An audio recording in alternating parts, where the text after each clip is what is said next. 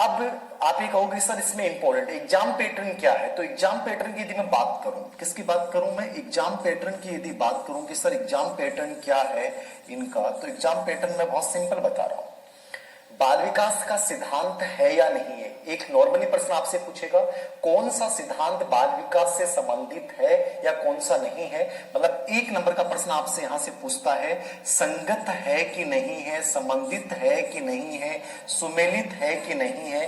तो आपको यह पता होना चाहिए कि बाल विकास के सिद्धांत कौन कौन से होते हैं। नॉर्मल प्रश्न आएगा तो आपसे ये पूछ लेगा, पेपर का लेवल यदि हाई आएगा तो आपसे क्या पूछेगा कि किस सिद्धांत के अनुसार विकास ऐसे होता है। जैसे पूछ लिया किस सिद्धांत के अनुसार बच्चे के विकास के दर में अलग अलग गति पाई जाती है, कौन सा विकास का सिद्धांत कहता है, तो आपसे पूछ लेगा कि किस सिद्धांत की कौन सी विशेषता है, मतलब आपको समझ में आना चाहिए।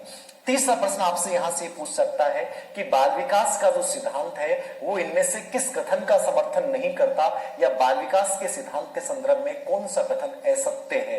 तो क्योंकि एक प्रकार से ये पूरे बाल विकास की प्रकृति को क्लियर करेंगे बाल विकास का सिद्धांत, इसलिए कि एक चीज को आपको आराम से रिलैक्स मूड में समझना है।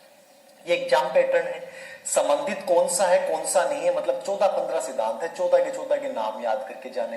नंबर 2 पे ये समझना है कि कौन सा सिद्धांत क्या कहता है, कैसा भी एग्जाम्पल आ जाएगा मैं समझाऊंगा, डरने की आवश्यकता नहीं है। और तीसरा प्रश्न ये पूछेगा कौन सा सिद्धांत संबंधित नहीं है, तो आपको याद रखना इनके अलावा जो आएगा इसका मतलब संबंधित नहीं।